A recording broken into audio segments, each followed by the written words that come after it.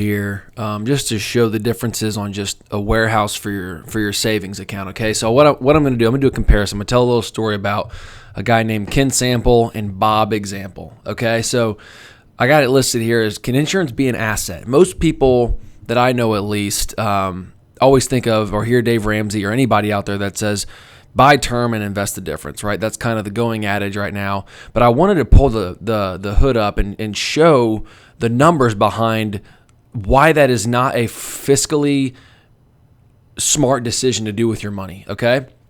First of all, 98.8% of the time, the insurance company wins on those 30-year term policies. You never get any death benefit unless you walk outside and get hit by a bus. So let's just break that out for a second. Sure. What if we could actually partner with the insurance company on this and kill two birds with one stone? Have a death benefit that's permanent and also own a policy that pays us continually 365 days out of the year in continual compounding interest tax-free. So let's just do this example really quickly. So this guy named Ken Sample, he's 30 years old, male with two kids, making about $100,000 a year. Current savings, he's got $30,000 at a local bank. He just purchased his 30-year term policy for $1 million payout death benefit. So you can see $680 and an annual premium for $20,400 over the life of that policy. So every year he wants to contribute 7% of his income or $7,000 per year, okay? And that's not, we're keeping apples to apples here. His income, I'm sure, will go up, but let's just keep it at what it is. So he's over 30 years, he's going to contribute in savings $240,000. Okay, so let's look at Bob Example, okay? He's doing things a little bit differently, but we're keeping apples to apples. He's 30 years old, two kids, annual salary $100,000, current savings $30,000, but he's contributing the same 7% of his income or $7,000 per year, $240,000 over 30 years. But the only difference is he's using a properly structured whole life policy as his savings vehicle and not a local bank. Okay, so at the end of the day, they're both trying to accomplish the exact same thing. They want to have a safeguard for their cash that's liquid, that they can get their hands on it whenever they need to, but also protects against the what if of if Ken or Bob have a bad day and we need to pay out $1 million in death benefit to a beneficiary, okay?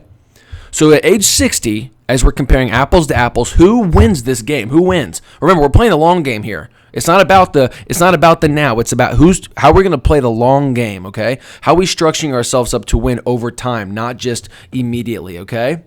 So look at Ken Sample. He contributed $240,000 in cash and savings, but he also had to pay $20,400 in term insurance over those 60 years, over those 30 years. So he's contributed a total of $260,400, okay?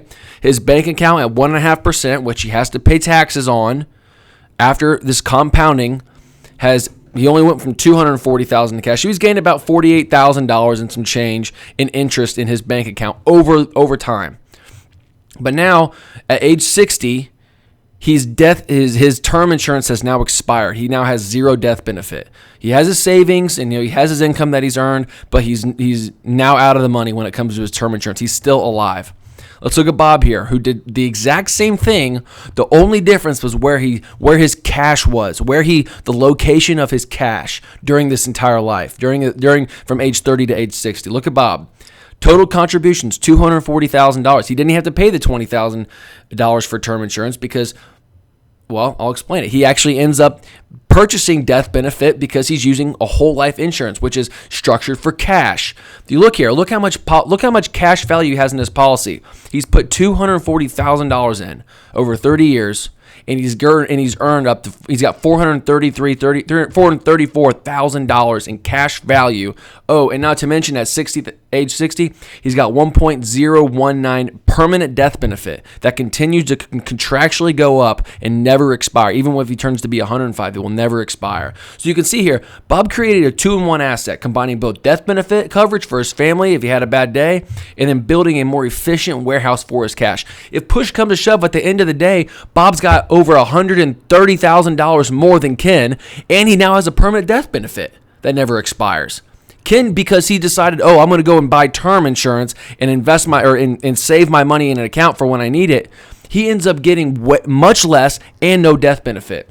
So what makes the difference? Like I said, the location of their money is all that matters. And as we know, everyone, let's just be real about the savings account. Ken and Bob both plan to purchase cars. They plan to buy investment properties. They plan to pay for colleges, all, et cetera, all with their savings dollars. They're running money through their savings account. They're as you can see, Ken, he's a spender, then he's got to save back up to get back to even. Spend and then save, or save and then spend. Whatever it is, he's getting back to the same point. He's never getting ahead of it. He's never building any actual wealth. Yeah, he has stuff, but he actually never gets anything more because of it's just in a savings account that's not earning anything. So he's on this hamster wheel. And so with the taxes and these inflation going up, it's not going down. It's not going to go down. The fear for Ken of this no game plan of how to get ahead and protect himself against that what if in life is just really starting to set in.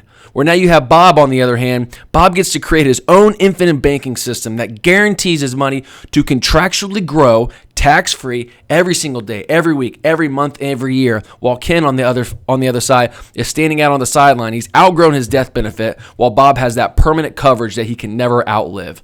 So I hope that everyone gets a chance to understand this, that when you go and you use infinite banking as your location for your cash, you don't just get more bang for your buck in your savings, but you also get a permanent death benefit that you can never outlive. And when the time comes, inevitably for all of us, we're able to pass along for generational wealth to where it really sets up our family and grandkids and things down the road to allow them to be in a much better location and position later on in life. If you'd be interested in learning more about this, please reach out to me. Email me, call me, text me. This is absolutely necessary for people of all ages. Make sure that you get into this game immediately because you simply have no downside. You simply have no downside.